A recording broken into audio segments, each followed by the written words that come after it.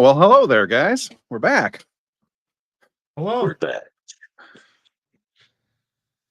So, I guess I'm leading today, and we're gonna take on a topic that Mr. George Bruno recommended us to take on, and we're gonna be talking a little bit about. I guess we can call them AI girlfriends. I hesitate to use the term girlfriends because they're neither girls nor are they particularly your friend. But there are many, many, many examples of, for lack of a better term, websites out there, and they fall into a couple different categories. So I'll show you guys an example here. Got to pull up the right. So they're kind of like AI surrogates. Yeah, and I've got too many things open here. I got some other analogies, but it might be too early in the episode to talk about. Yeah. those. Okay. Yeah. Well, we'll get there. So this is a version called Replica. It's not really so much of a girlfriend specifically. This one is more just somebody to listen and talk to, and they're always on your side, and they the presumption, of course, that they're going to agree with you about everything, which is probably not entirely true, as we'll show later on. The other, and this was one that I found that really kind of creeped me out, is called Candy.ai, and they generate these much more realistic looking models. And these are none of these are real women, by the way. These are all AI generated, but you can see you can pick who you want for, like age, and I assume that the text changes, like the interactions change, like, oh, she's bubbly, she's a 19-year-old, or it's a goth girl, she's got to be emo, stuff like that. This is more what I notice about all these AI creatures, they're all well endowed. Yeah. So yes. Now, I don't know if y'all have seen the movie the new Blade Runner movie. I have not. Okay. I saw the original. That was with Harrison Ford, right? Correct. Well, Harrison Ford's in the new one too. I didn't know. Okay. Didn't know that. And I mean, these come in all age ranges, right? Here, this one's 55. They do trend younger, of course. 49, 45. Okay, so I think we get the point here. But in the movie, there's this scene where the main character's name is Kay. He has an AI girlfriend, and she's a hologram. She's not real, but she has all these customizable, programmable settings, and he's getting ready to take her chip, for lack of a better term, off of the wall and put it into a mobile device, and as he's doing that, all of her settings just appear, and it even has things like, Cuban, it has height, it has weight, it has bust size, it has all these. And if you want on these, so you could, with this one, you can start with a girlfriend, and then you can sit there and change her to match what you want. So if you don't want well endowed, just get rid of the well endowed part. Put the stats down lower. Yeah, you can do that. I decided against showing the scene of So is this an AI girlfriend or like AI RPG? Well, some guys would say, what's the difference? Oh crap. But I decided against showing the scene because I don't want to get copyright struck. But you can go there and reference it. It's about a third of the way through the movie, and there is, and I'm going to set this up now while we're talking about it, and we'll talk about it later. There's this other scene shortly before that where a real human girl comes in and basically acts. The AI hologram can basically wear this girl as a skin suit, and it allowed for so he could have the physical interaction of a woman, but it looked like it was the AI painted over the actual woman. So the new Blade Runner movie has actually dealt with some of this stuff,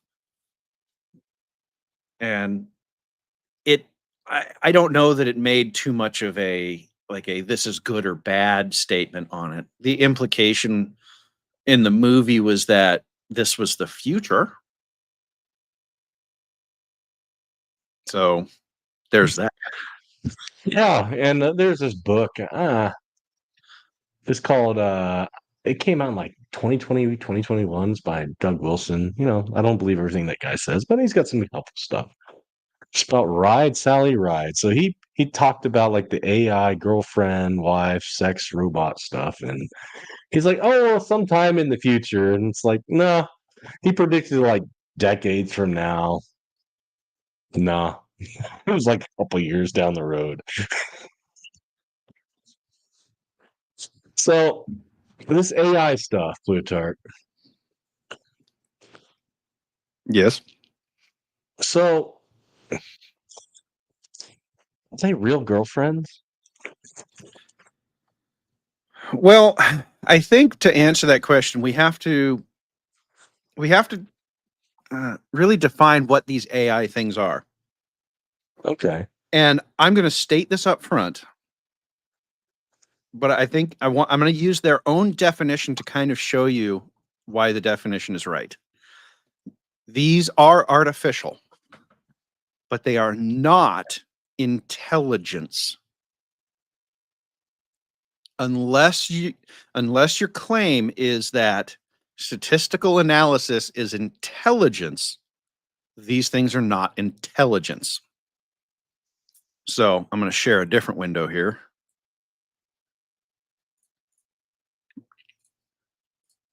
And this is from the Wikipedia page describing what's called a large language model.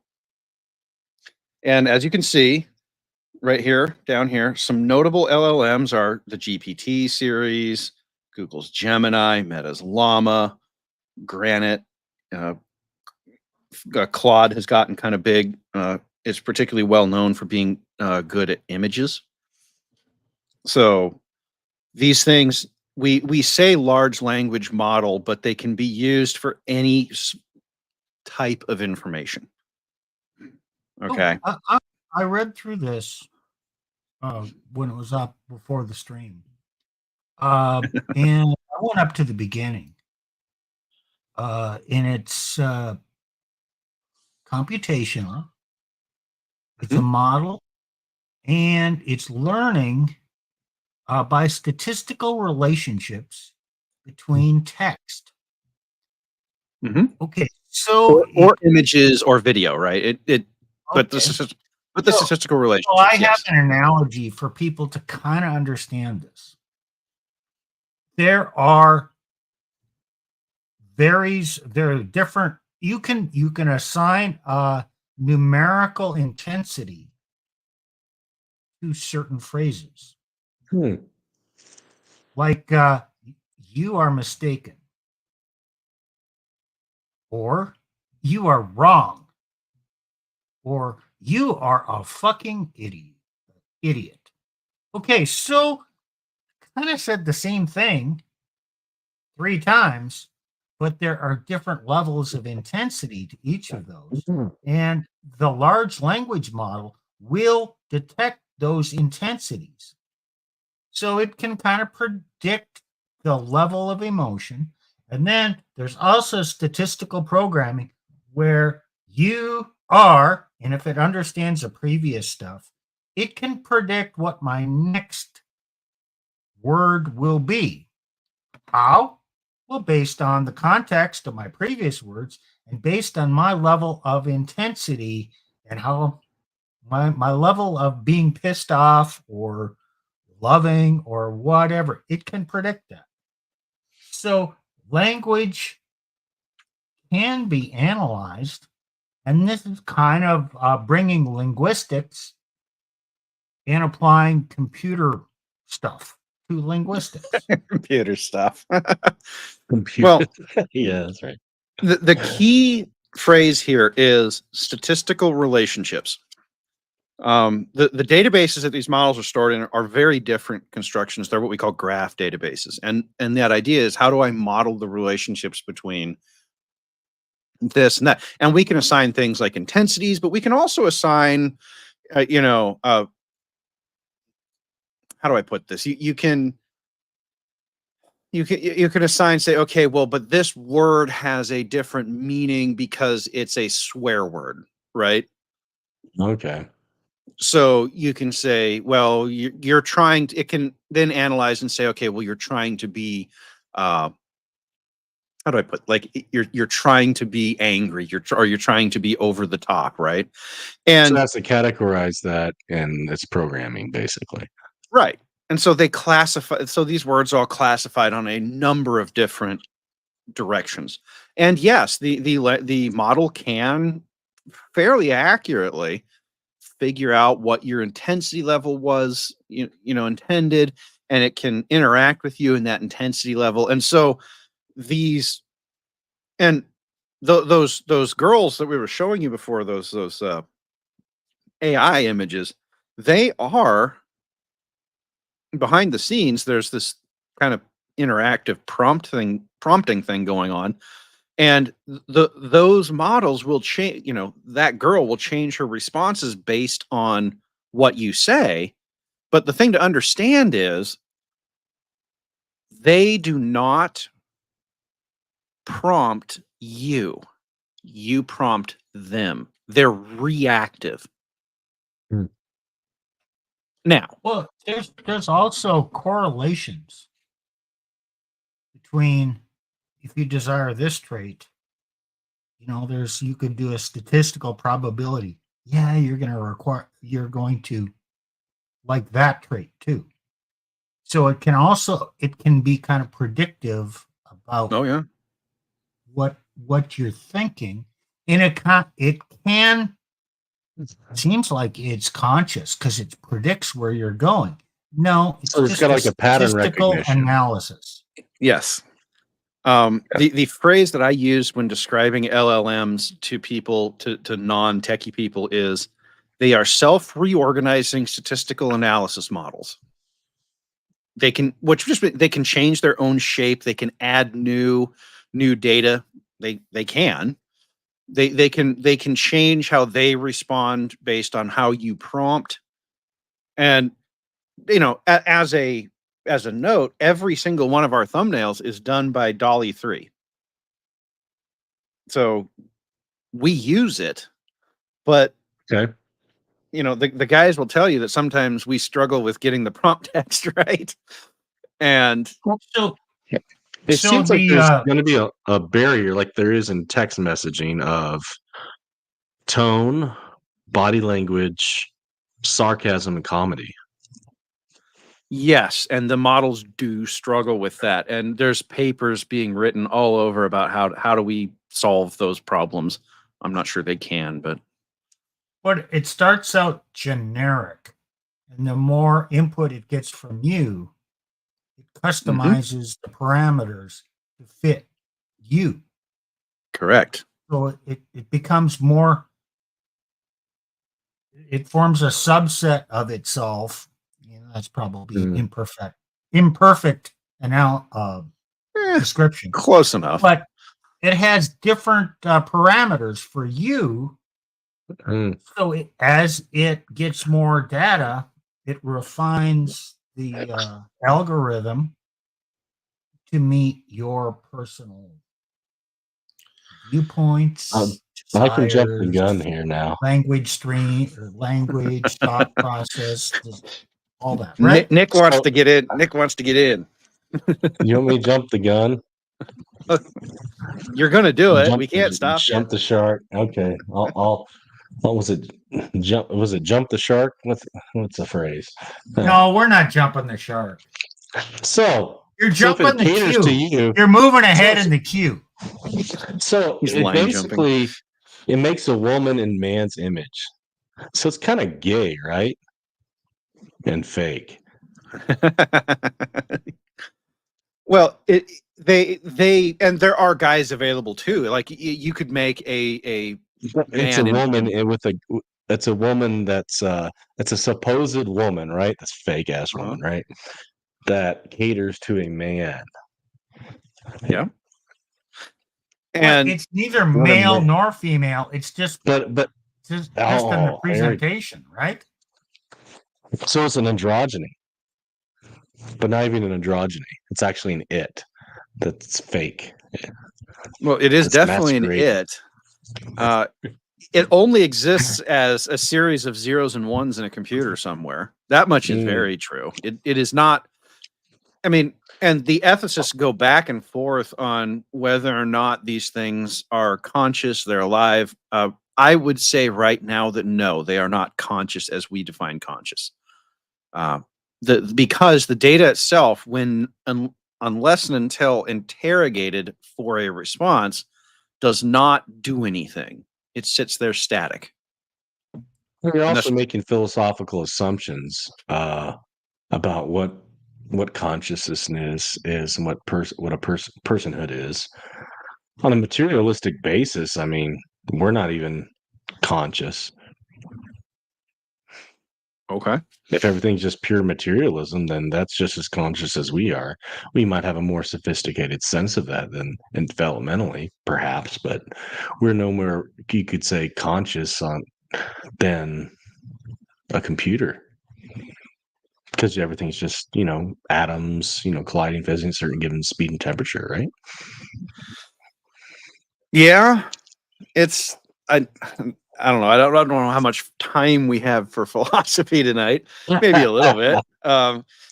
We are not Seems going to like solve you're the going- ethics of this. You're saying life is just a matrix. Oh no, he said the word. Well, the Well, other thing I was going to say, what you're seeing, in AI girlfriend, is not a figment of your imagination. It is a figment, but it's a figment of the AI's perception of your desires. well, and it's based on a statistical analysis of the available range of responses to those desires. And this is where we can get into. So I had kind of two tracks that we could take tonight. The guys, they have other tracks we could take tonight. But if you'll recall, earlier this year, Google got into a little bit of hot water because, and I routinely say AIs are not conscious, but they do hallucinate, and this is kind of an example of that. Okay, I have to get that word off the screen. Google has apologized for what it describes as inaccuracies in some historical image generation depictions. Here's a picture of the founding father. I remember that. Yeah. Yep. Okay. So, Wokeism. well, what's happened specifically was that there were directives put into the AI that specifically directed how the AI was supposed to do things. And one of the things was all images must include diverse representation. And so somebody got the AI to make one of the Apollo 11 crew black and another one Asian. Yeah, someone asked for a World War II German soldier. It came out with a dark complexion. Yes, he did. I don't know. Oh, yep, there it is, right there. There's the. That's exactly. Oh, they must be reflecting current German demographics. Well, I don't know about I don't know about the Asian girl soldier over here. That's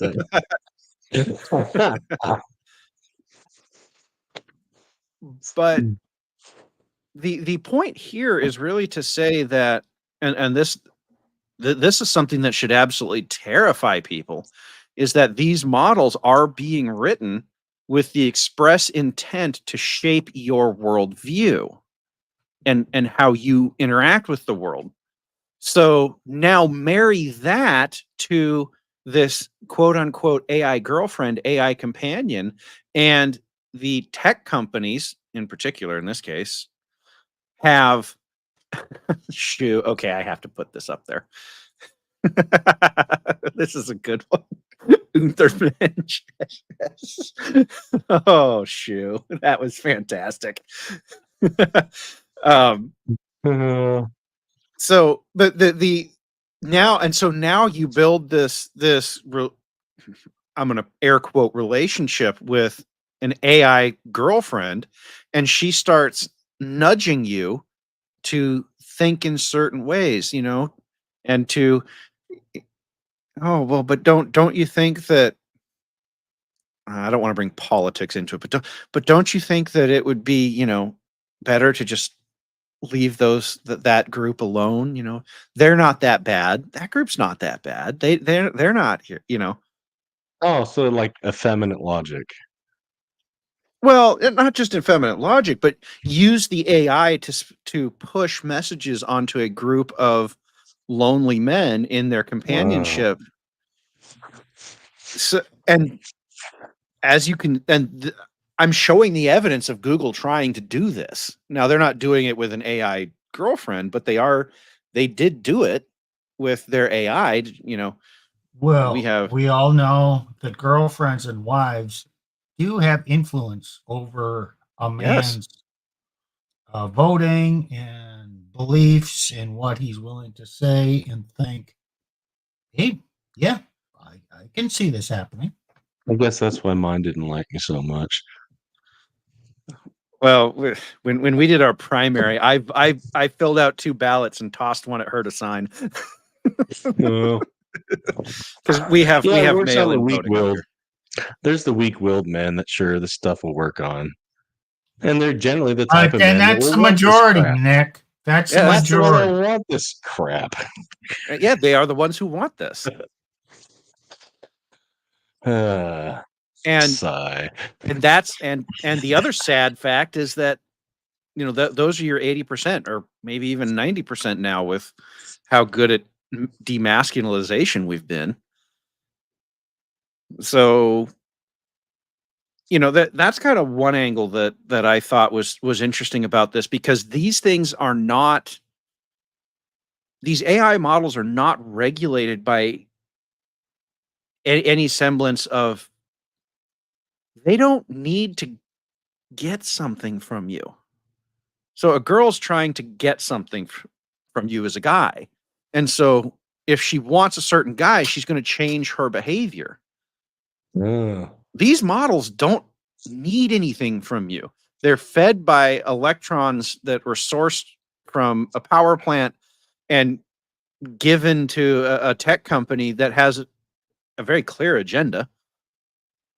And they're trying to push you on that agenda, but they don't need anything from you except to follow that agenda, whatever the agenda is. And we'll get into that later. So there's nothing about these models that exists to, yes, it conforms itself to you, but once it has conformed itself to you and you have become dependent on it, for lack of a better term, for relationship, you become a thrall of the machine. It, you know, whatever suggestions that the machine makes, you're more open to going, oh, well, yeah, you know. And you could say, oh, well, women do that, and they do, but that relationship is reciprocal. She needs something from you too. She can't just sit there and push. So it's a kind of relationship corn. Yeah. So it's kind of a one-sided. You get your use out of it, and it serves you, but it's not reciprocal. Yeah, I mean, it's fake and gay, basically. Although I would say this is more sinister, because there is no social stigma around this, right? Really? No, there really isn't. There's no moral code around this. I must live in a vacuum. Well, you're not abusing a woman or manipulating a woman, and there is no team AI where all the AI girlfriends are going to gang up and complain about you.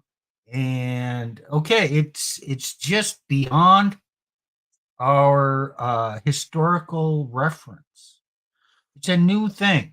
Yeah, overall there might be a stigma against it because it's artificial. But So this is for like what the is AFC, beta AFC Yeah. Well, yeah, yes. in some sense.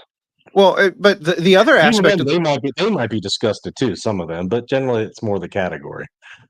right, and the alphas don't care because they're too busy bagging women, real ones. I just So, think it's effing disgusting. It's such a well, loser. It's a loser's way out, and it's not even real. they might differ with you on that, and that is an Fine. argument that we're going to have as a culture as to what the social mores are around these things, because it's not like it's not a clear cut case of even, and I'm sure Nick will bring up other examples, but it's not a clear cut case of like thou shalt not lust. Like with the corn stuff that you're like, okay, very easy. Thou shalt not lust. Okay, done. And it is. So like for a woman, they have their shitty ass romance novels where they have these pretend fucking guys, Mm. right? Oh, but now here's your pretend girlfriend. Well, this is a romance novel that you write together with an AI. They have those it's stories like customized on apps especially and for crap. you. Let's just say I found some of that in a past relationship with the text message. uh, yeah, yeah, I think that it's just another. It's a light. It's like a soft. What you call soft core corn for the imagination, but not quite the imagination since you can kind of see. Right, but there's no social stigma about women's romance novels either, right? So, I would say Fifty there's Shades. you might That's argue that there should be, but that's an ought, not right. an is. And they've been around for a long time. A Oh yeah. long time. And there still really hasn't developed any social stigma, even after 20, 30, 40 years of these things.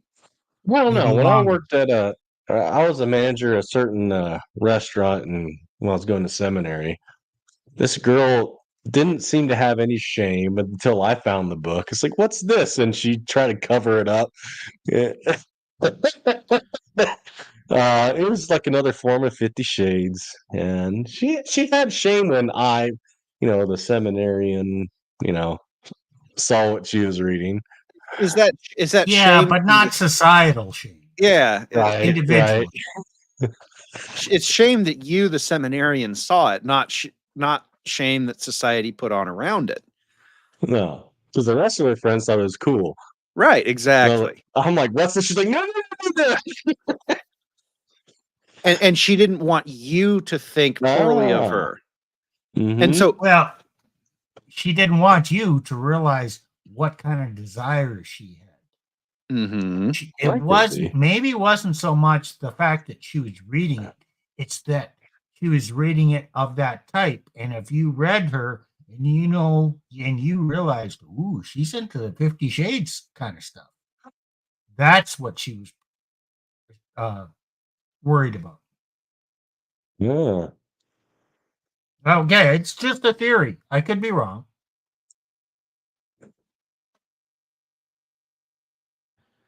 Well, I think that's probably more accurate. The 50 Shades stuff does have some stuff that is a little bit social taboo even today. So if it's derivative of that, then yes, that's probably what she's reacting to. And I am sure that you could get some of these AI girlfriends to do and say things along those lines because the 50 Shades and the romance novels, they are in these LLMs. My name again is What? F and G? what's this LLM again? Plutarch? Oh, large language model. Okay. So basically how they're constructed is they took the entire internet, they took as many books as they could get, and they run these statistical classification algorithms over them, and then they build these, as Steve was describing, they assign all these different parameters to all these different things and words and how they're constructed, and they throw it all in a huge database, and you can query that. So you can say, oh, look, I'm looking for romance related stuff, and it'll go off and give, and your prompt kind of defines where it goes in this giant model of data. But Okay. this is not an intelligent being. It can appear like that to somebody who doesn't know what's actually going on, because they can be scary good at predictive, at what we call predictive. But really what's happening is these models and these systems can analyze so much more data so much quicker than you can. They can come up with a very statistically accurate guess as to what it is that it actually is trying to figure out. And that's all that's going on. So, and that was the problem with Google placing its thumb on the scale, is it changed the statistical guesses that would have been accurate. Like, you should be able to ask the AI for a rendering of Neil Armstrong and get a pretty accurate rendering of Neil Armstrong, because there's thousands and thousands and thousands of images of the guy over the years. Mhm. But it couldn't do it because they put their thumb on the scale. Well, in some ways, we've had this rudimentary AI for many years. And I'm thinking back to the computerized chess players. We've had the top-notch human chess players play against the computer. And my understanding is the computer looks at the move he made and the pieces on the board, and then it goes through thousands, if not more, permutations of the next move after that, and then it sees where that leads, and then it does a statistical analysis. Oh, okay, don't do that, do this. And it's a complete statistical model of what should be done next.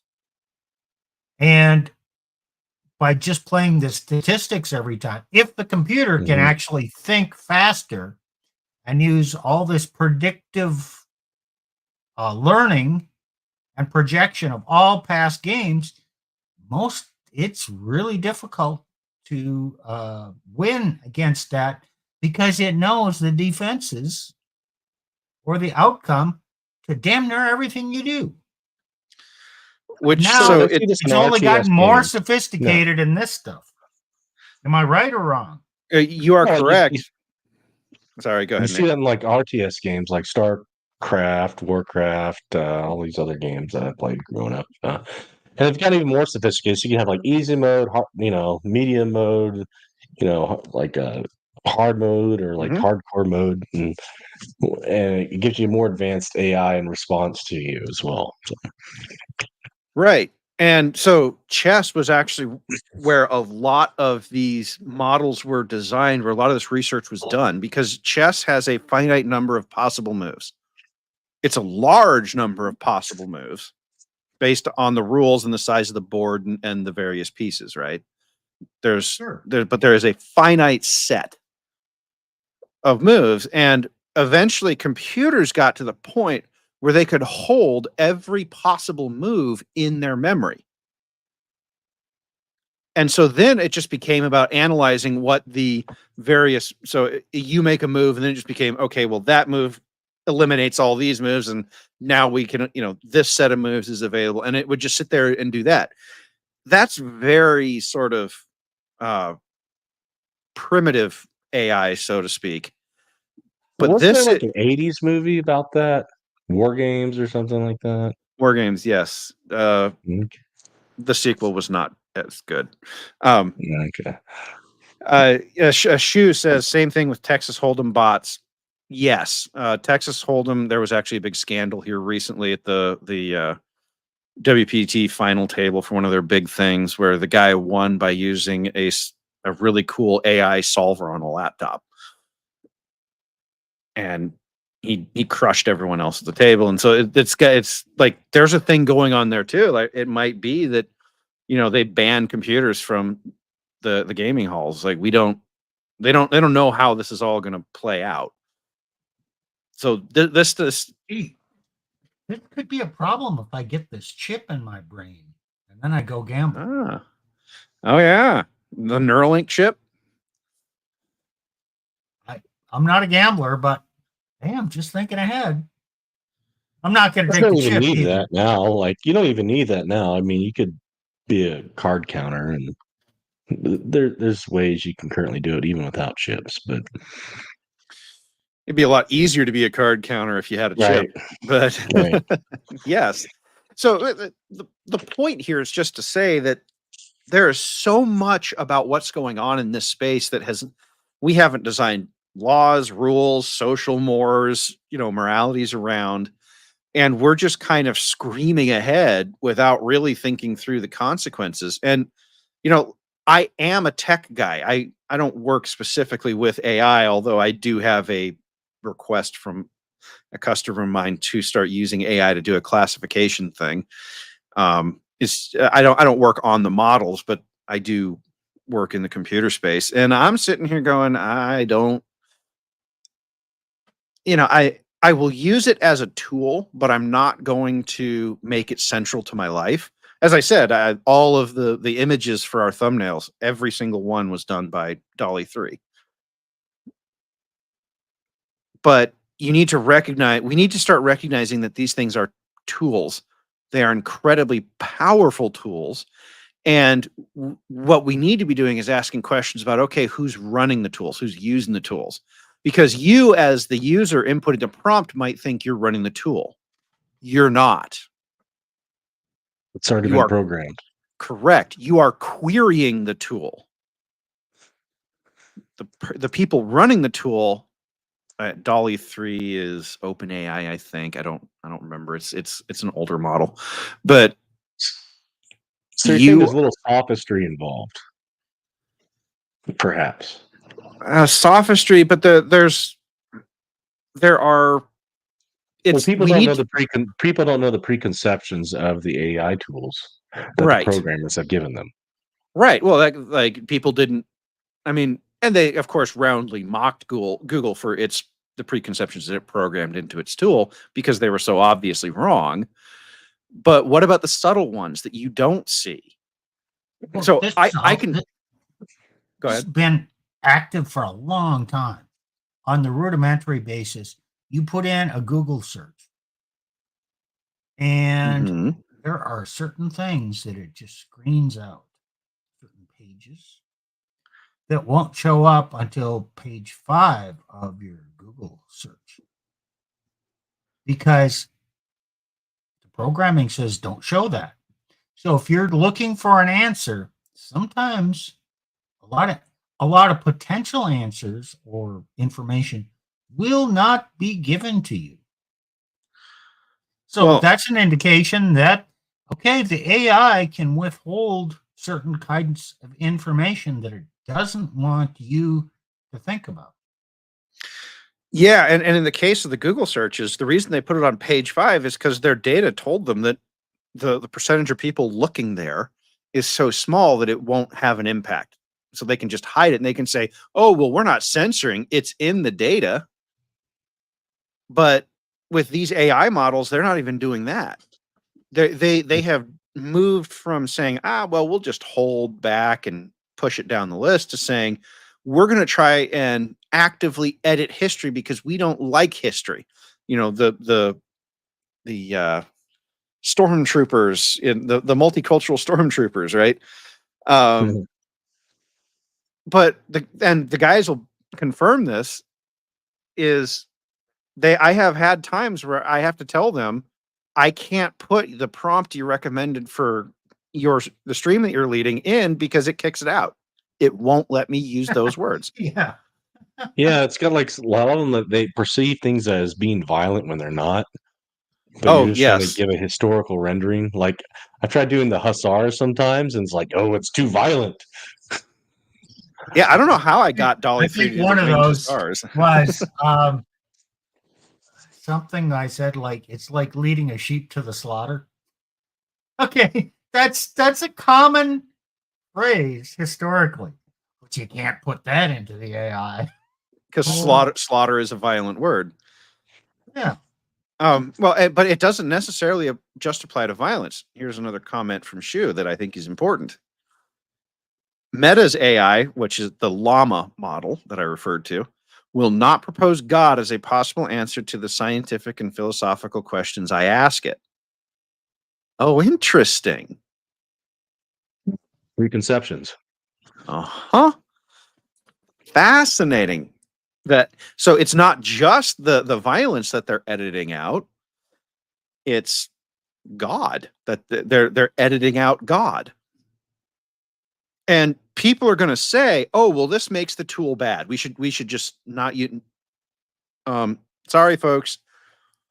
Pandora's box has been opened. We need to figure out how to use these tools and how to live with them. This idea that when You can't get rid of the printing press. right, well, but there's this general idea that because something can be used for evil, we need to destroy the thing that can be used for evil. We see it with the whole 2A debate. Long range hole punchers, kill people. So we need to get rid of long range hole punchers. No. Okay, we've had a really good discussion here. Let's recenter it. The prompt for this stream was something that George Bruno said about AI girlfriends, and he sent this to you. So what did he want us to talk about? Let's didn't say. kind of focus back on that area. He's sent me the replica one, not the Candy AI one. That's one that I found while doing my research for this. Okay. I think he actually is interested in just the general, what are these AI, particularly these AI companion things, how are they going to be used? How can AI be used against us? And AI can be used against you in all sorts of ways. But it's never the AI itself. It's the people controlling the AI, and you don't control it. Well, I think AI AI girlfriend will become popular. Yes. I think it will replace a lot of the OnlyFans girls. I think women will be the biggest complainers about AI and its impact on men. And it's okay. That's a lot, and we can dig into that. But lately, I've been seeing more and more of men who have been successful with women. Call them alpha men or players or whatever, and they've not been married. And they're just tired of women. They're just tired of that game. Yeah, they can get sex, and they've kind of realized that. So, and because you know what, I think it goes back to Genesis, where the desire of Adam was not only for a sexual a sexual companion. Right. It was for a helpmeet. Right. And okay, the AI, I think I said this earlier, the AI can be an object of pleasure. It can do that part. But the AI will never become a helpmeet. And if if man's greatest desire is for a helpmeet, a companion, AI won't do it. Okay, It Steve. won't It can be never be ultimately satisfying. Where do you want to take It can, this? Okay, it can well, never be that. okay, If you're a but tool, sure, but it can, and it can, yeah, it can be a AI you can use. Like, let's think of the Jetsons, right? What was the robot, right? What was I want to say Betty, but I'm probably wrong. something like that. Anyways, they had the Jetsons had this robot, and it helped. It helped. It's a tool, but it can never replace one-on-one interaction with a woman. It can never replace that Rosie. relationship. Rosie, there you Rosie, go. yeah. Yeah. Okay, I'll take a slightly different tack to it. It's a book by Isaac Asimov. You might know it as you might know it from the 3 Laws of Robotics. That's where he first postulated the 3 laws. It's called I, Robot. Sure. Okay, and there was a movie made about it, and the movie's close enough, I guess. Close enough for government work, as they say.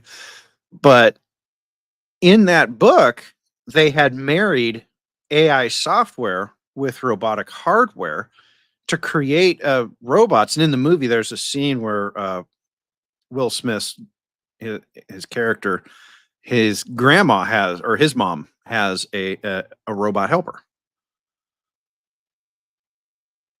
and So it can was cook. that It can okay? Just to get this straight, was that robot's name R. Daniel Oliva, no, no.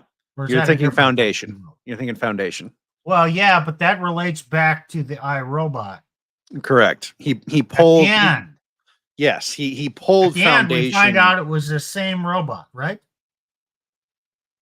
Oh, I don't remember that if that detail is Okay. true or not. I don't Yeah, remember. it started out with that robot, and then it goes away from that because that was back in 21st century.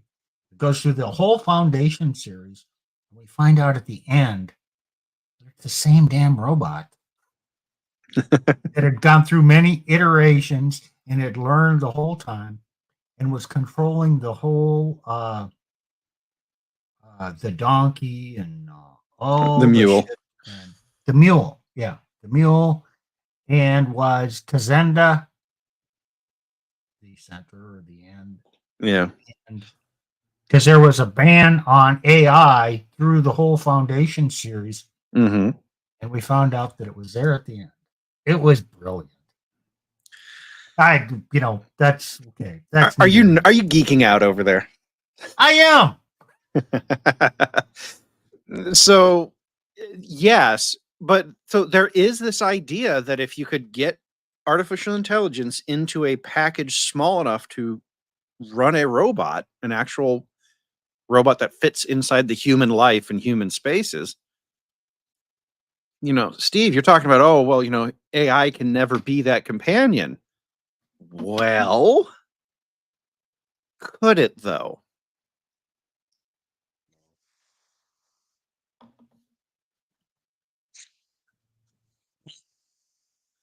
I mean, I know Well, I know Nick's going to say yeah, no. It's fake it and it's gay. maybe, but AI can never give you children. Oh, there we go. And they Although, don't have a soul. Well, and they don't have eggs. So if Yeah. the desire for children is strong enough in a man, it's just gonna have to go for the flesh and blood woman with all her messiness and all the problems and all the risks okay, and all that. but Steve, Yeah, you, unfortunately, he's gonna have to go there. but you were saying earlier that the OnlyFans girls, the girls are going to be complaining the most about this, and I think you're right in general. But the girls can always just come back and say, "Yep, but your robot can't give you children. You still need me for that."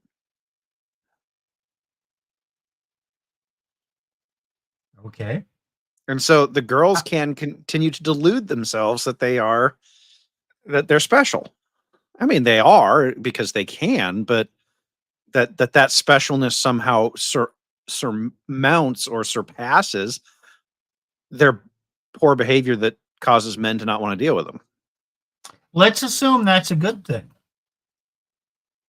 Okay. Now, given that fact that this is their primary reason for existence and value to a man, how is that going to cause them to change their behavior? Oh. Oh, so you're talking about Isaiah 3 turning into Isaiah 4, where there are these loud, promiscuous women in Isaiah 3, and then something drastic happens to society, right? Where all of a sudden they're not so much wanted anymore. So you can have many women to one man. So the scale, it's a shift from Well, one man. Yeah. if there's anything that's going to drive polygamy, it's going to be this. Because those same girls are still wired to want the best man that they can find. Okay, and they're still going to go off. They're still going to hunt down and stalk the top 20%. And now the girls could say, "Well, if you're a guy and you're not one I want, just go get yourself an AI girlfriend. We don't want you." Okay, probably all true. But for the woman that wants a man, manages to entice one away from the AI, will it cause her to be less troublesome? Well, of course, the threat of the just going back to the AI is always there. But I think we've seen in women's behavior that is not how they behave in practice. I mean, you're kind of fronting an idealistic situation here of a woman who wants a man bad enough and wants that specific man who already has an AI girlfriend and manages to lure him away from an AI that is basically caters to his every desire. I don't know that you're going to find many women capable and willing to do that. So it sounds like we're saying, yeah, this all might be logically true, but no woman's going to apply this amount of logic to changing behavior. Women might have agency, but that does not necessarily mean that they apply that agency with high levels of reason and rationality. Which is that's fair enough. It's a callback to our episode on Monday there a bit. But so we don't really we're talking about this, but really we don't know what the societal implications of this are going to be. Is that fair? From a statistical standpoint of, just looking at the data, it's too soon. It's too soon to say how people are going to, will social mores change as a result of this? Yes, I think we can say that. Do we know how they will change? No. And something could happen that prevents this from happening. The amount of electricity required to run these models is enormous.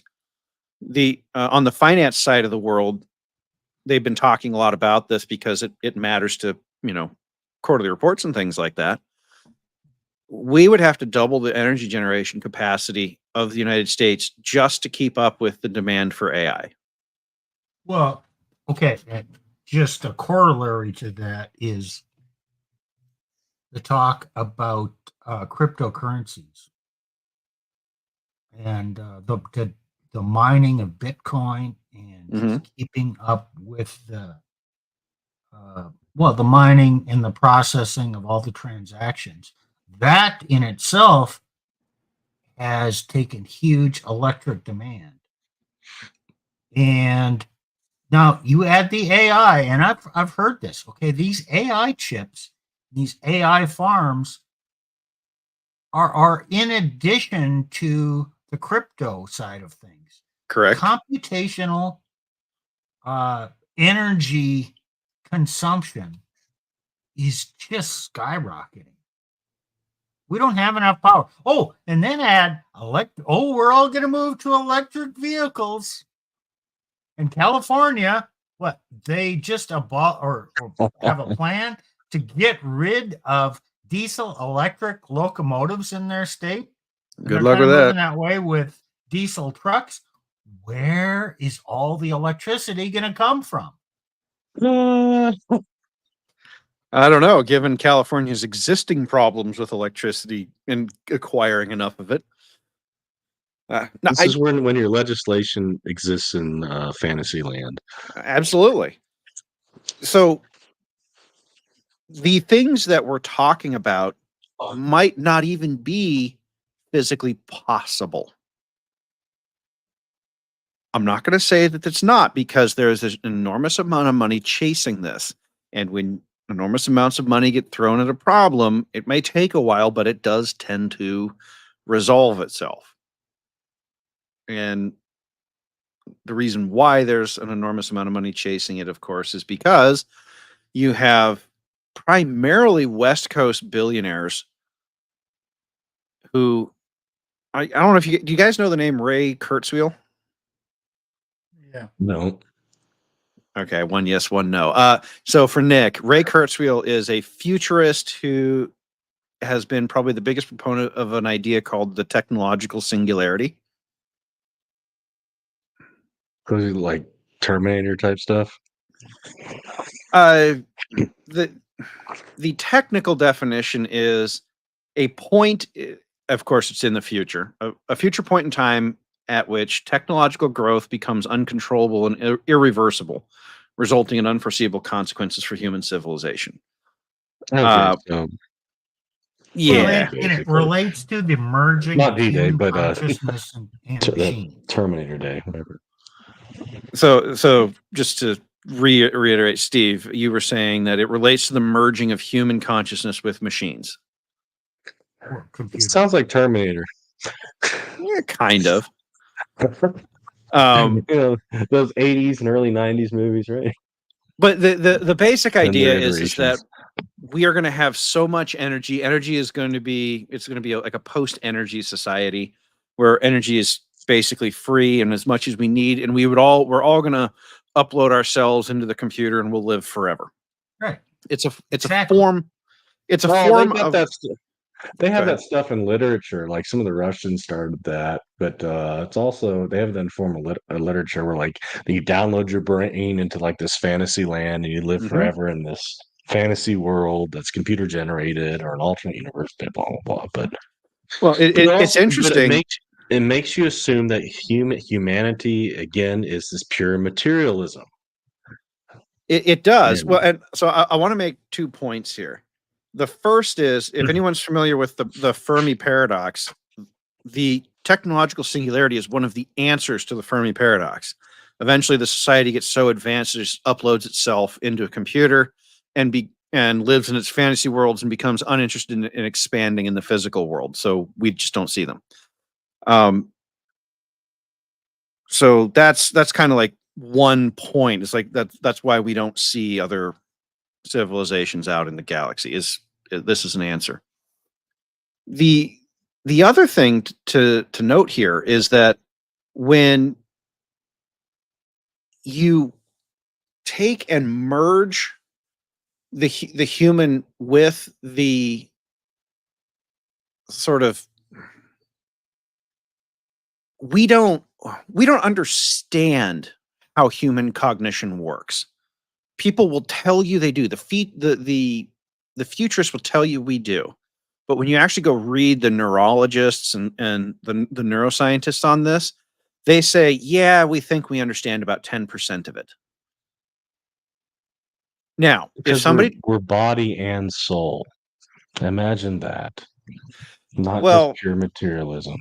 Right. There was actually a recent study published on human brain function that specifically was debunking the idea of quantum space-time manipulation, that the brain is a quantum machine. It is not. It is the neurons can accept the tri-state logic of that we use in quantum mechanics, but the human brain does not have access to the quantum sea, so to speak. This is very new. I actually saw it earlier this week. Hey, this is kind of interesting. How does the concept of AI relate to the Old Testament Tower of Babel? Oh, it's just trying to, it's man trying to have his independence from God. Look at me. I can build this thing and I don't need God. And yeah, God frustrates the plans of the wicked and it doesn't work out. But wasn't the concept of the Tower of Babel building this tower up to God? Yeah. And therefore, it was an aspiration for the human to become immortal like God, or become God. So it's like live forever, download your brain, but it doesn't work. AI is kind of the same thing. Sure. Well, I'm not predicting anything, but didn't God take some actions about the Tower of Babel? Yeah. And that's where we get the word babbling, because he confused them in their languages, and it didn't work. They had to abandon that. I don't know what's going to happen. Well, okay. My take on this is no action is needed, because the thing that makes human cognition work is not within human grasp to replicate. So, like, the design of the universe is that's kind of my view of it. The guys who are working on this stuff, they have actually invented these chips that simulate neurons and synapses, trying to replicate how humans work, and even that doesn't work. Like, we don't know. And look, I can't rule out in the future, some unspecified far future, where we don't figure it out. But that isn't now. We're not going to figure out everything ad infinitum, because we're made by somebody who is greater than we are. So we're not going to fully understand ourselves. Like, we're not going to fully understand everything, because we ourselves are finite. It's like the finite trying to grasp the infinite. It's an exercise in futility. You can only understand so much. This is an interesting point, and I don't know if I made it in our chat because it's kind of complicated. But there is this view that if we could just reach down into the quantum sea, which is what they call the base reality, is another term for it, and modify the string. This is based on string theory. Modify the quantum strings. You can edit reality around you. And there's a movie that you guys probably have heard of named Interstellar that actually attempts to visualize what this might look like. But no one ever really asks why they had to go to a black hole to do it. So, and all of the math and all of the science was done by an astrophysicist named Kip Thorne. The equations you saw on the chalkboards in a few of the scenes where the two physicist people are working on the stuff, those are actual equations. Those are Kip Thorne's actual work. And when there's a line in the movie, it's like, well, we can't complete the equations because we need access to the other side of a black hole's event horizon. That's actually true. You don't know what you don't know. You don't know what you don't know.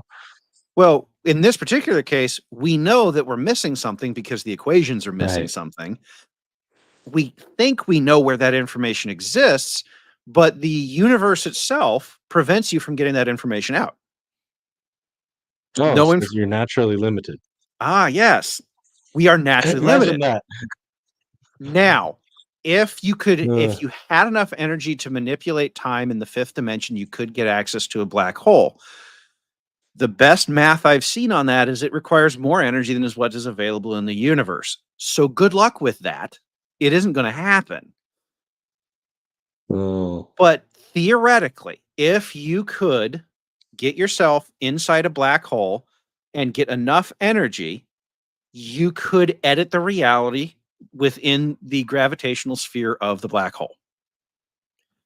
There's actually a series of books that from long ago. I think it was a trilogy of trilogies. It was written, and last book was like 2003, where a guy actually did this, and the setup was an alien race, a xenophobic alien race, went into Sagittarius A star at the center of our galaxy, starts editing reality using string theory, and then uses the black hole to propagate it out through the. So it's theoretically possible if you had access to enough energy, but we keep refining the math on how much energy is required, and the answer is either you need more energy than is available in this universe, or you need a type of matter called exotic matter that does not exist in this universe. Those are your two choices, guys. Like, Oh man. So this idea that we're just going to be able to that all you need is your brain to reach into the quantum sea, and your perception is your reality. It's all nonsense on a very poor reading of quantum mechanics. There's absolutely nothing true about any of this stuff. And so this idea that we're going to come up with an AI that can replicate what the human brain does, whether or not the human brain is based on some principle of quantum mechanics. No. Okay. We can't do it. We don't have that much energy. Have they ever applied The Secret and the power of manifesting? Manifesting. Okay. Yes, we're going to will something into existence. One of the things that I liked about Interstellar was that it demonstrated how much energy it took to move the small hand of a watch. It takes enormous amounts of energy to move the second hand of a watch using quantum string theory. Just fantastical amounts of energy. Like, they got that part right. Okay. There are going to be parts of this universe that you never fully understand because you simply lack the energy. And for the human brain, you can say, oh, well, the human brain doesn't take that much energy. We know how much energy it takes. Yes. But this idea that you can just recreate what the human brain does, so all of these AI models, they are what I would call inference engines. They take existing information, use statistical analysis to infer relationships between that information. Okay? The human brain does inference, but it also does more than that. Like, remember how I said at the start, in the beginning, the data just kind of sits there when it's not in use. It sits there until queried. Okay. If the data is just sitting there until queried, the human brain doesn't just sit there until queried. The human brain is always moving. It's always thinking. And it's not tabula rasa neither. Right. Exactly. Humans are not. Go ahead. Hey guys, I'm just checking. Uh-oh. Right now, I clicked on it, and oh wait, we got 3 people watching now. Someone just joined. No, back to 2. I can tell you who they are. Hey, we got Shutai and Elena. There's some people over on Nick's Twitter. Oh yeah, on Twitter. I'm not including the Twitter watchers, but on YouTube we got 2. Yep. Hey, that's okay. Oh, yeah, it's fine. We're kind of nerding out on this one. This is kind of a nerdy one because there's all these. I'm enjoying this conversation just because, hey, there are no 2 other guys that I know that I could have this kind of conversation. It's fun. So you're getting statistics, programming, philosophy, theology. It's great. All in an hour and a half. Oh, yeah. So most of what these AI things are trying to do is they're trying to push some version of this transhumanist, we're all going to upload ourselves into the machine. Yep. I've read a lot of books in that genre. Well, same here. I'm kind of surprised you hadn't heard of Ray Kurzweil. No. I might It's have. I don't. yeah, it's interesting, but mostly only for the absolute like deranged enthusiasm the guy has for this stuff. He's been predicting that the advent of the singularity for 20 years. And he'll say, oh, 20 years from now the singularity is going to come, and then 20 years later, oh, 20 years from now the singularity is going to come. Designed by what programming? By what framework? By what? Humans. And it would It have has to to be come humans. from somewhere. Yeah. Humans. It could develop, but it has to have a foundation to grow off of. Well, to use a word from And it's last limited, and stream. thereby it's limited to that framework. Well, to use a word from our last stream, it's derivative. Right. It is not the thing, it is a derivative of the thing. And Mm-hmm. all of these LLMs and all of this AI explosion is a derivative of human knowledge. God, we are created, right?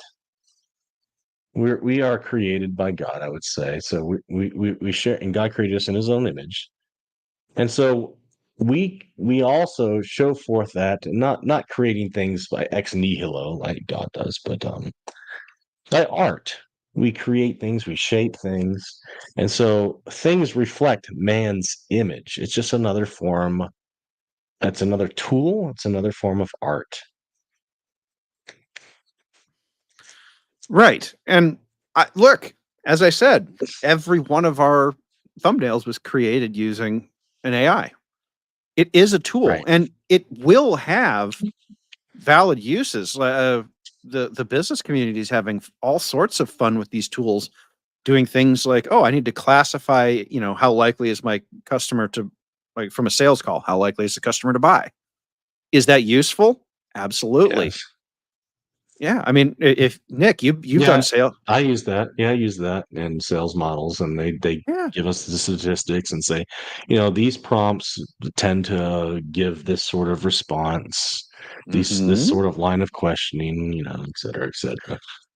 Okay. Now, Nick, yours. AI is going to impact all of us Yeah. because I'm a truck But it's driver. Hmm. And there's lots, it's really AI that comes up with the automated driving. Okay, great. And I guarantee you that's going to be successful. But I drive up in North Dakota. Now, whether you're even in Kansas or Nebraska or Illinois, we get these things like weather.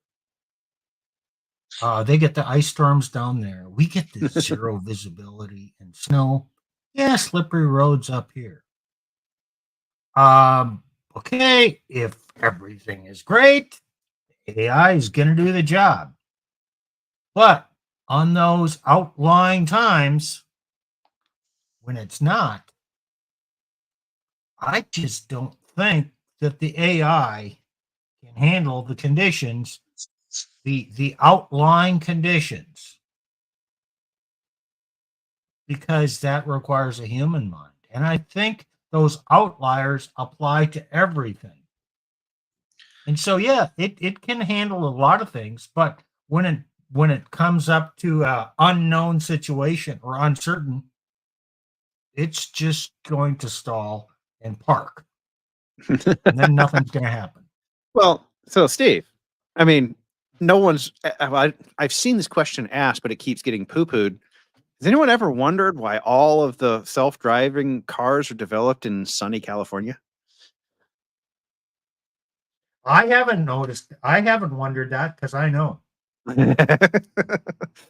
Right. The self-driving cars work great in what I would term normal conditions. Now, that could include rain.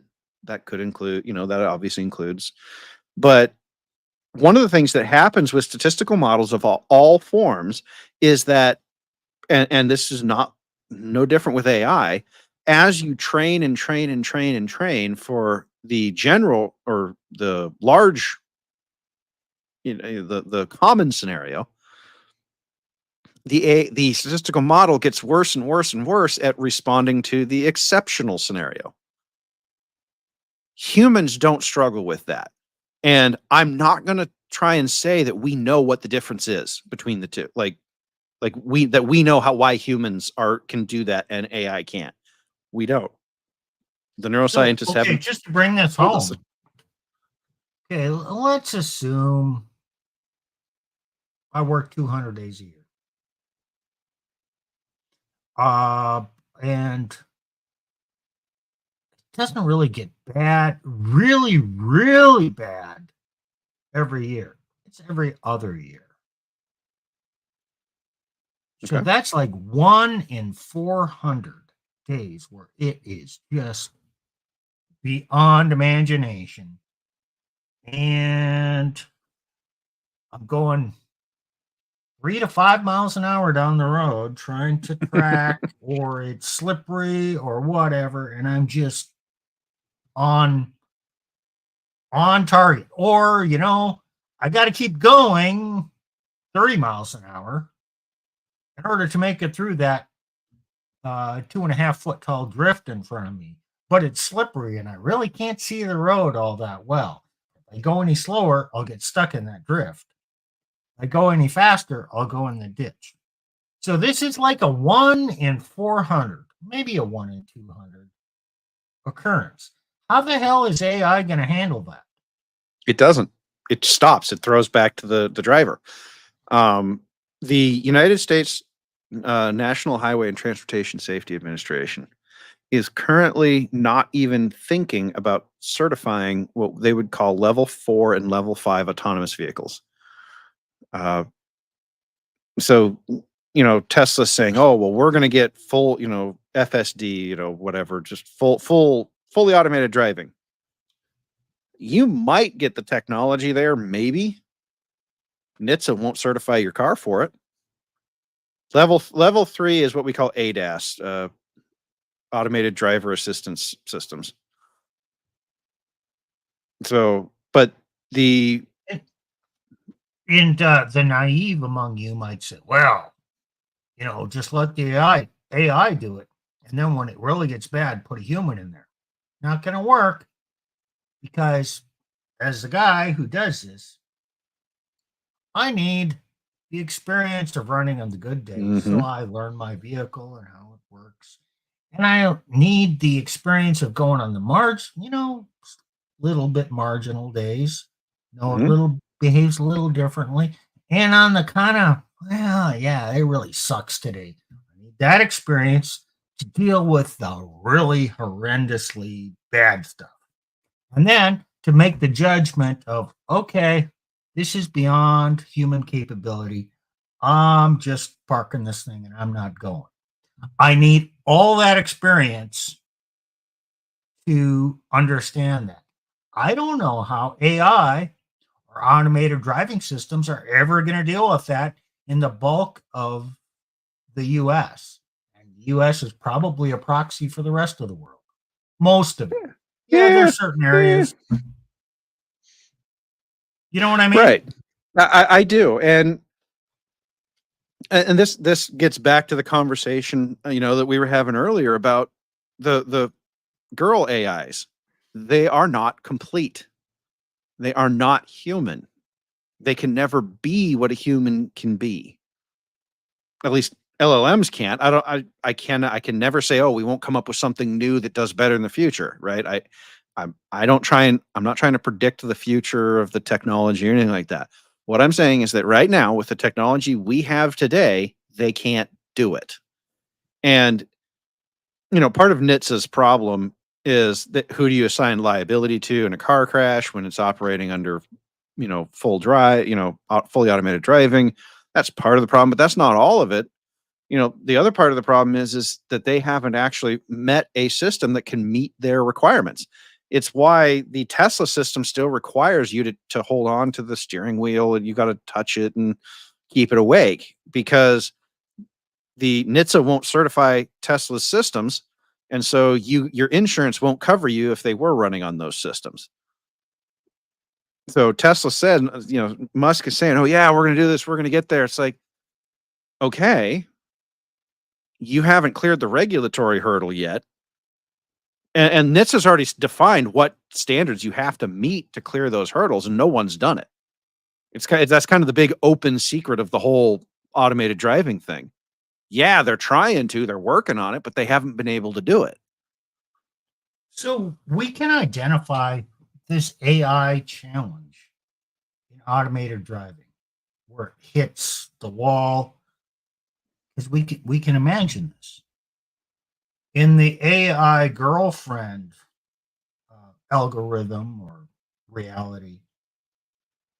We're not close enough into it that we can really identify what that wall or that issue or the problem really is. It's probably there. I just don't know what it is. At the end of the day, it's an it. It's they do not have a soul. They're not human. And let's put it this way. I'll compare them to sometimes a guy can really want a woman, and sometimes guys can pretend to be a woman. What really mess up people is when I've heard they go to Thailand, right? And you meet what you think is a woman. But you meet a male 304, professional 304, that's really good at pretending to be a woman and knows what a man wants.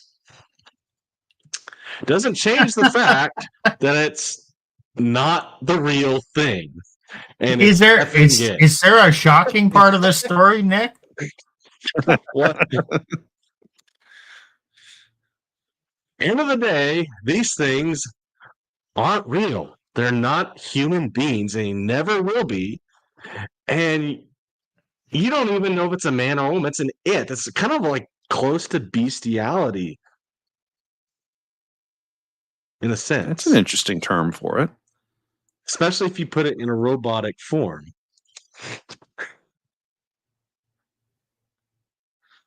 The philosophical debates you can have over this are endless, because I've listened to guys say, well, it doesn't matter as long as it meets the threshold of consciousness. And is it, and if it abides by human norms and rules. Oh, so it's basically man, being given over to his own desires, rejecting God, therefore is given over to a depraved and debased mind. Or I've heard that someplace before. Oh yeah, Romans chapter 1, right? Hey, man with man, woman with woman, that's part of it, right? So why not man with inanimate programmed object that you have to clean? Oh, love. Thanks for the visual, Nick. Nick. Just saying. It's disgusting. Are you implying that a woman is self-cleaning? No, they do have things that do that, yeah. And there's tools that they can use also that help the process, but yeah. Well, humans do keep themselves, most of them keep themselves relatively hygienic. Yeah. Not all, but most.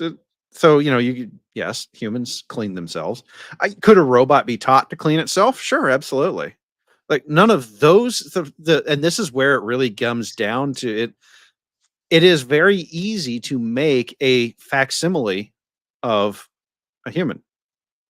Relatively, in terms of like energy, you don't need infinite energy. You don't, you can make something that approximates a human. It isn't a human, but remember, human psychology is quite willing to deceive itself. Yeah, self-deception. Okay. And if you get close enough with this stuff, there will absolutely be people out there who go, you know what, this is good enough for me. Well, look at the Transformers out there. I mean, we've already gone that far. That's why I think this. I think this is going to be a thing. I just still think it's fake and gay. Well, it's definitely fake in that it is not a real human on the other end of that screen. It isn't. It's a computer who's generating responses based on what you say. And I think particularly for the people who are trying to hype AI as the next big thing, they're trying to say, oh, it'll replace humans doing this, it'll replace humans doing that, it'll be better than humans at this or that.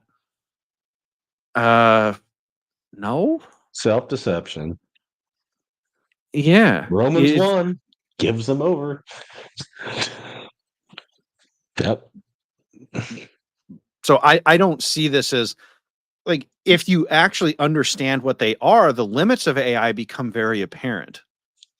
It's an inference engine. It can infer what it already knows, but it cannot add to what it knows without a human adding to it. Yeah. Now, people say, "Oh, but some of these models, they're constantly scouring the internet looking for new data." Okay, so it can add data that a human created from somewhere else, like yippee. A human still had to create the data that it's adding. It just has a really cool algorithm to go out and find the new data. Okay, you added one extra step to get to the same result. Congratulations, you're not as smart as you think you are. The human still had to create the thing you added. And people will say, oh, but AIs can read other AI generated content. Oh, let me introduce you to the laws of thermodynamics. This has actually been a big topic of the AI community, is what happens when you feed AI generated data. The AI models collapse. The quality of the data just gets worse, and the output gets worse and worse the more AI generated data you feed it. And so now they're actually trying to come up with ways to tag information as AI generated, so that the web crawlers really can know to ignore it and not add it to the model. This brings up the concept of, is it the Ouroboros? The Yes. snake eating its own tail? Mm-hmm. Yeah. Well, it's like operated in reality based on emotions instead of logic. If the reality of the AI, as more people become involved in the AI, reality becomes more artificial, and that is the input to the data. So it's like a snake eating its own tail, kind of. Maybe I'm wrong. I don't know. Well, let's put it like this way. So, a man constructs a good argument, right? I'm gonna be so. You have this guy. He constructs this great argument. He gives it to a woman. The woman Why would takes he an do argument. that, Nick? But it's hey, and the woman interprets that based on her emotions. And then what does she do?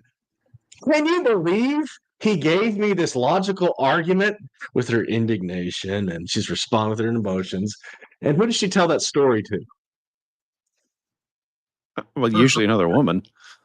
Oh, so what the hell happens to this argument when you feed it to when it gets diluted by emotion and emotions instead of being framed based on reality and logic? Well, It deteriorates. Well, not only does it deteriorate, the argument itself gets changed because it's no longer based on the same premise. Right. And I don't know where all of this is going, but we're now having to try and use here's a fun one. You can use AI to determine when a picture's been edited and modified. Oh, that's one they don't want to talk about, but you can do that. Now they're talking about like Photoshop, like human Photoshop editing. but there are markers there that an AI can look at. So could AI be used to detect when another AI is being used? Oh, there's a question. Yeah, I think so because I've listened to people talk about AI generated video of famous people or whatever, and I have not observed this, so just passing along what I've heard.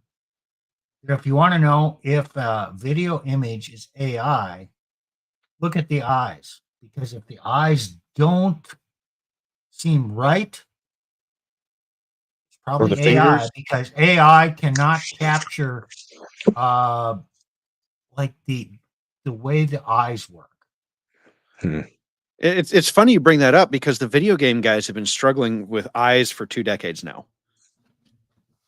And I actually was talking to a video game engineer, and his entire job was working on making eyes look realistic. Like that was his whole. They had one guy whose entire job for the entire development of the game was to make the eyes work as best they could, and they couldn't do it. The human eye is the most complex system that humans have per inch for square inch. It's also the most visually complex. Your iris is unique to you. It's actually more unique than your fingerprint. The visual Didn't that system. Darwin have that some sort of objection to his own science of evolution based on the eye? I Or am I thinking of a don't. different part? You might be thinking of a different. I don't know on that, but the AI. The game programmers can't get it right. They've been trying for 20 years now. The AIs can't get it right. The eyes always look flat, like there's ironically they look like there's nobody home, if you know what I mean. Uh, Okay, well let's bring this back to the AI girlfriend. Please get off of me. Nick. Uh, we all long for and have maybe seen that look of And, intense desire from a woman. Now, can an AI girlfriend, will her eyes give her away that she's not real? I can see it in her eyes. Oh, that's an interesting question. I would have to assume yes at this point because no constructed eye has ever been. Have you ever heard of the phrase "the uncanny valley"? No, It's I haven't. it's this. It's actually the eyes, the computer game eyes thing is where a lot of the study for this came in. If you see a facsimile, like in Japan, they have those robots that look kind of human, and they look just human enough that your eyes are sitting there, like they can't focus on it. It looks human, but it doesn't look human enough. Right. They call that the uncanny valley. And that's kind of what you're describing because clearly the girlfriends that we showed had eyes. They're not, blank, but the eyes don't look human. And one of the ways that the game programmers got around this, a famous female video game character, uh, Cortana from the Halo series, okay. right? Think about her eyes. Her eyes were not human eyes. It was her persona's representation of she had purple code scrolling, right? But her eyes were not human. That was, well, we'll just get around it by not doing it, you know? Okay. Um, but you can't really do that with an AI girlfriend. But again, I go back to the ability of people to deceive themselves, at least for a time, can cover a Hmm. lot of these deficiencies. Yeah, and when you talk to a woman, we all know this.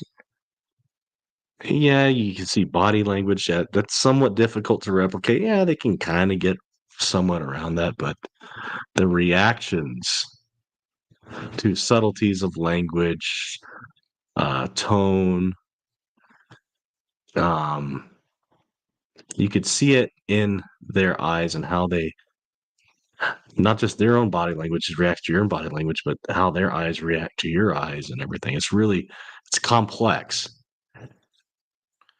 Well, I don't think that they can really replicate that.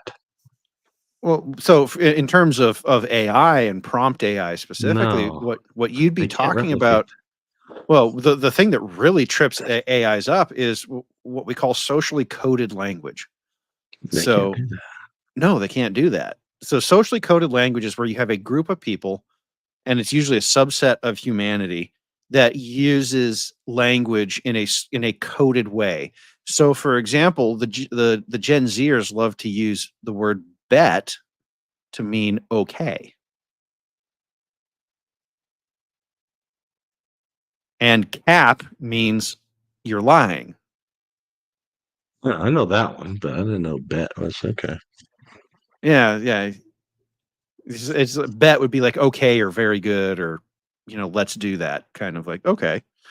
Um, those are socially coded language constructs. Now, the AI can try to use its language models to bring in data that says, okay, well, bet could mean this, but bet also means to place a bet, right? And that's going to be where most of the language scores go. So even if they pull in information that says, hey, Gen Zers use bet this way, sometimes it's not going to have the statistical relevance, and the AI just ends up getting it very wrong as to which one you're using. Hey, we're adept at this from TOS.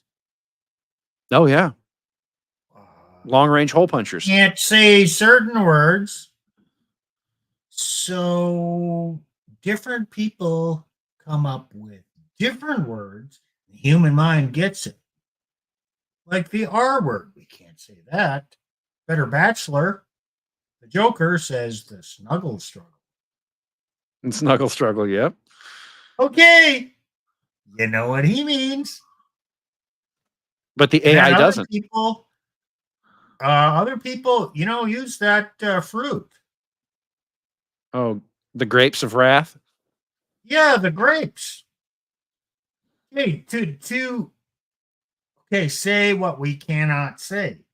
And humans, we morph into this, come up with a code to say certain things that are not allowed. Hey Nick, does that sound like the Tower of Babel? A little bit. What if the response to AI is that language fractures again? That would be hysterical. I think, but it doesn't fracture for the purpose of uh, dismissing human communications amongst other humans. It fractures for the purpose of confusing the AIs that are trying to monitor them.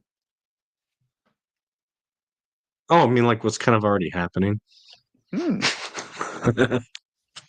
Well, my whole point is that AI can't replicate the subconscious very well as well when you with uh, human to human interaction. Like, Mhm.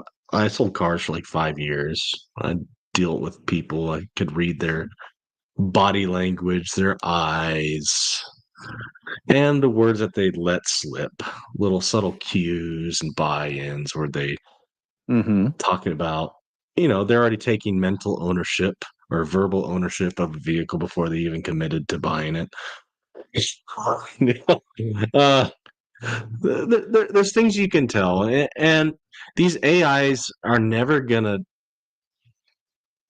fully pick up on all those verbal, subconscious, especially with the eyes, and the body language posturing. They're never going to pick up on that. And if they start picking up on some things, like certain language, people are going to say, oh, well, like what we're doing and what most YouTubers do is they have certain ways around using certain language to express their point of view. Well, there's a It corollary to changes. this. It changes. And then the AI has to constantly adapt. Well, there's a corollary to this, and it goes back to what I was saying when we were talking about the automated driving stuff. About the better the AI gets at the general case, the worse it gets at the exceptional case. In our society, we do have an exceptional case that misuses body language. and that's people who sit on the autism spectrum. Right. And even if you're on the high functioning, what we used to call Asperger's side, what would happen is Asperger's people will try to put up what they think the correct body language should be, but it's always done with a delay and they aren't always right. And so even if the AI could accurately read body language, it would be reading it assuming that you're a normal person, not knowing, and it would read your body language incorrectly. Now, humans do that with Asperger's people too. I'm not saying that that's not. Well, how many happens. times does an Asperger's person or someone on the spectrum not get what you're saying from your body language, from your tone, all the from time? I can whatever? give you a real They life get example. the wrong idea. Hey, Oh, yeah. I'm not attacking you. Or no, I didn't say that. I didn't mean that. I was teasing. They get it wrong all the time. And then they operate on that basis. And man, things get really difficult. Yeah. So, like, I went to a Here's certain another thing. seminary that was. I went to a certain seminary that was really good at trying to control people. They tried doing that to me and other people, and political correctness. Shying away from certain language, certain things you can't say in the pulpit. And it got so bad. There's this Asperger's guy, right?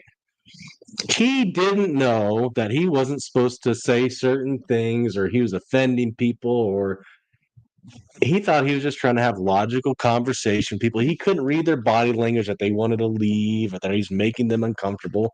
So what did they do to this guy?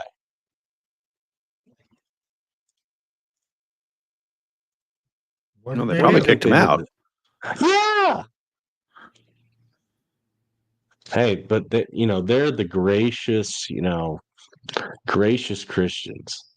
Okay, back to the girlfriend thing. we like our tangents tonight.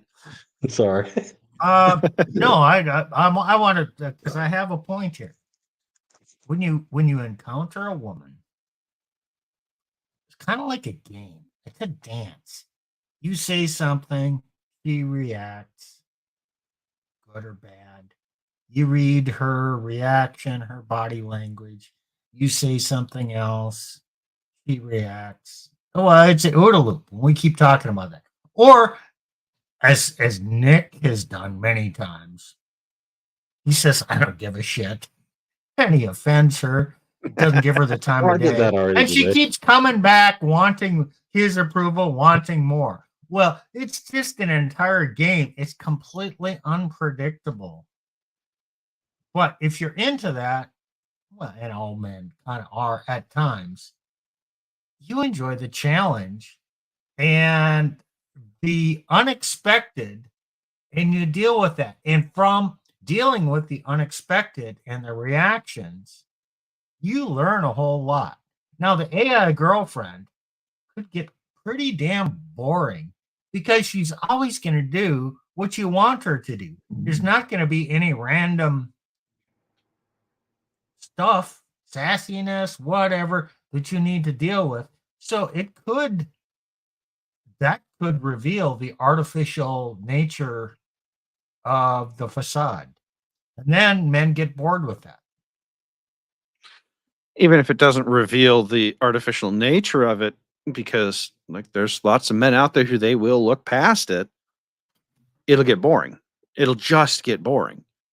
And now, I don't want to go off and say that the only way to keep a real relationship alive is to just cause drama, because speaking from experience, that's a great way to destroy a relationship.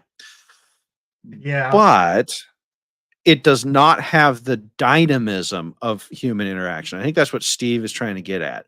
You don't always know exactly which way that person's going to react to how you say something. So like last night, right? I was with my friends. We had a karaoke night. I'm just being my friendly self with my friend. We sing our songs, and I just decided, hey, there's this kind of she's kind of cute, but I ain't trying nothing. But hey, I'll tease her a little bit. I'll give her a little throw a little indignation her way in a friendly, kind of funny way.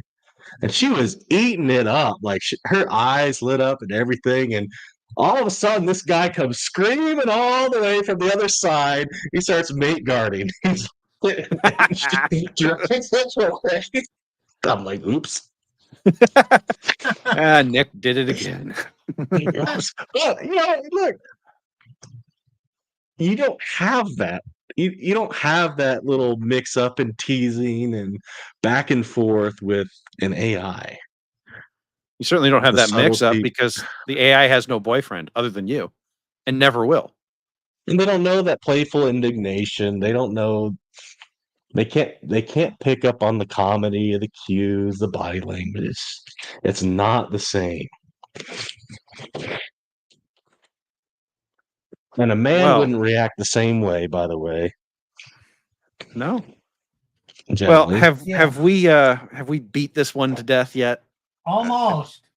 Almost. Okay. Oh, Steve has something for us. Almost. Uh-oh. Yeah. Okay. Remember this book? I do. Elena's reading it right now. Practical female Okay. psychology for the practical man. Okay. There is a topic discussed in this book called subcommunication.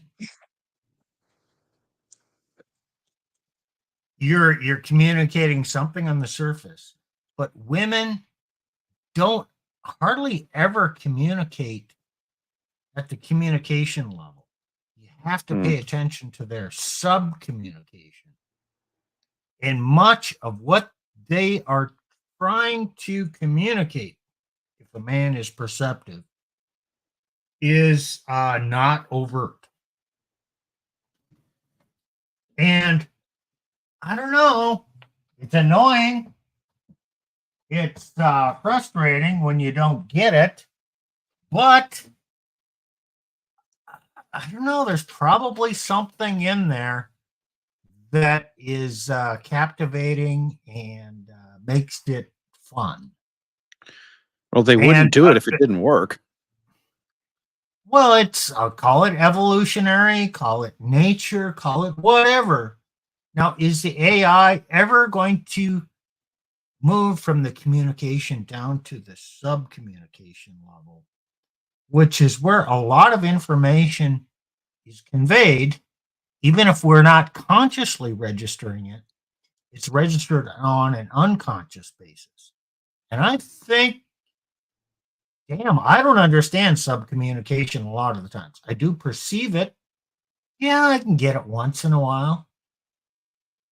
But there's going to be a missing element if everything is on the conscious scale. Well, so these AIs do some like those girls one. They're animated and they will do animations. So like she'll flip her hair. She'll right. They will do stuff, but what I think we run into is that it's the AI is given like a fixed menu of things it can choose from, and it And tries that to will be autistic Yes. mannerisms, not genuine, that reveals something on the sub level. All right, so you say they're dating an autistic it that looks like a gal. He did Maybe. kind of just say that. I kind of did. Hey, you know what? This has been an interesting stream. I had no preconceived notions because I had no idea where we were going to go with this. I don't think either of you two had any idea where this was going to go. No. No. We took and we do apologize for the number of blind alleys we took ourselves down, because this is the kind of stuff that lends itself to going down blind alleys, and this touches so much of our lives. We can talk about automated driving, we can talk about the technological singularity in the same stream, that we're talking about what are nothing more than animated moving pictures on a screen. Okay. So I mean, this has been a lot of fun. You guys have brought up stuff that I certainly didn't think of. I mean, I'm the nerd, so I brought a lot of the nerdy stuff. And I always love shitting all over the quantum people and their neo manifestation crap. You know what? I thought we were just Christian red pill guys. We didn't even talk about red pill Christian stuff tonight. Oh, should we try and get some in there before we? We talked about some Okay. Christian stuff, sure. No, I but hinted at some red pill, well, you described the red pill when you were Mr. Karaoke over there. but I'm getting But better. no, and then next week, okay, if you guys thought that I nerded out over this one, I'm gonna bore you guys to death with next week. I've actually got a tool that I'm going to use, and we can go back in time and look at the events of late July and the volatility event, and we're gonna look at that, kind of play it forward some. You guys can get a little bit of a look into how I do what I do. Financial stuff. Oh yeah, Well, we're gonna good do. stuff. Yeah, we're gonna go super math nerdy on Nick Monday. will go to school. Nick will go to school. I find it interesting. I just don't know much about it. So, well, that's we like to keep our topics really diverse on our channel. We're not really predictable, are we? You don't want to be predictable. I think we've done a lot of Well- red pill stuff lately because we were trying to build a thread. We were trying to build a picture. I'm the predictable throwing curveballs, making trouble. Well, one of the things that I will try to show is that the market is just an expression of human psychology. Yeah. So it is not just going to be pure math and pure nerdiness, because I mean the volatility Isn't there a happened. market strategy? Isn't there a whole market strategy built on how Contrarian, yeah, the contrarian. That is, there's enough. You can do contrarian trading. You can do contrarian macro investing. You can do this, but yes, Okay. the concept of contrarian thinking is really an attempt to look at the understand the human psychology, and then do not that. Well, so realize we're a human. Like you have the mob mentality and taking that into consideration in market, and working the market based on that. Yeah, So- I mean, this has been around for a long time. The whole Elliott wave theory was I don't predicated subscribe to. on- I know. Okay, I'm just saying. It was But yes, based you're right. on human emotions, greed, and fear. Mhm. And it was somewhat predictive, I think, on a simplistic view, until we started having computerized trading. Yes, And exactly. that Computers didn't blew quite up. UW. operate on the same thing when humans were making the decision to buy and sell every day. Now it was computers, and then everything changed. Didn't really work so well anymore. Yep. And that's the kind of stuff that's we'll a be talking about on Monday. simplistic explanation, right? Yes, and it's a simple one, but it's a good one, and that's the kind of stuff that we'll be talking about on Monday. Yes, it's a nerd stream. No, I don't expect the viewer count to be terribly high. Although, Stu, if you want to join, you're welcome to join us. So, and then Nick, do we have a theme for next Wednesday? Polygamy. Oh Well, we'll be boy. talking about the morality of it, but I also want others to kind of think statistically, cause and effect, on a kind of a sociological level. But yeah, I think we need to attack it from a moral perspective as well. Well, we did kind of set up the scenario for polygamy tonight, didn't we? Right. So I guess we have to. I'm not for it, but Well, I guess we have to address it now that we've set up the there's scenario. also that it is and is. So, Yep. if 6 men go for the AI girlfriend, does that mean I get 7 women? If Probably I don't not. go for the AI girlfriend? Probably not. Statistically unlikely. Probably not. No. Oh, are you saying I'm not worthy of having 7 women? No. No. Although that might be true from a financial standpoint. Right. Do But yeah, also, do, you can might not want that. Oh, I don't want it. I'm just having some fun here. Yes. Yeah, so that's Oh my Wednesday. goodness. Yeah. Okay. So those are the next two. We don't have a topic for the ETN after this. 26th. We'll come up with something. Well, Hey, that's like over a week away. We don't It- always plan out our topics more than a week in advance. I've got if anyone's interested, and you don't have to be, but you can drop a comment if you want to hear about this. I've got some new data, some new demographic data we can go over. We can kind of revisit that stream that we did way back in April when we started. Was that the first one we did? Why I are the think it was classes happening now? And I think that was the second one. Yeah, man, I have to go look. Oh, is the West really dying? Okay. That's really But I yes, think that was like number 2. according to YouTube, it was number 1. It was the very first one we ever did. Yeah. Okay. Yeah, so we might if anyone's interested, just throwing that out there. All right. Well, guys, I think we about beat this one to death. I Hitting think the we 2-hour mark. Please, Well, we guys, beat the like and introduction subscribe. because we don't know where this is going. Yeah. You just heard 3 guys rambling and speculating and talking around and going on rabbit trails and the whole AI thing. Yeah, okay. It's new. Time will tell.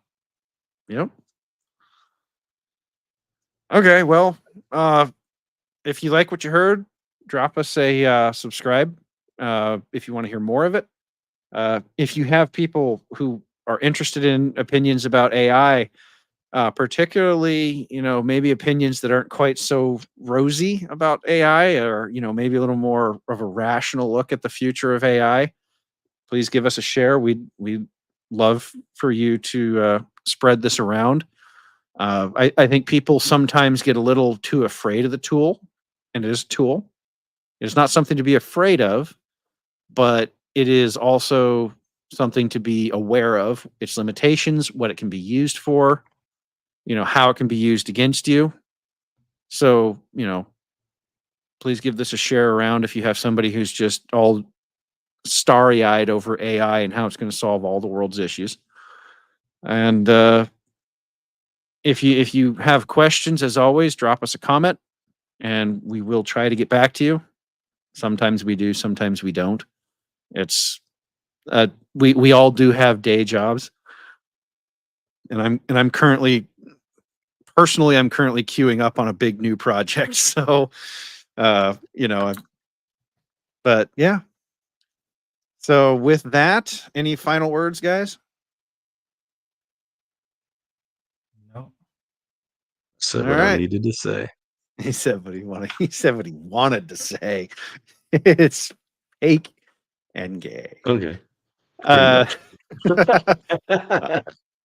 All right. Well, then we will see you again on Monday for the nerd stream. All right. See Later. y'all then.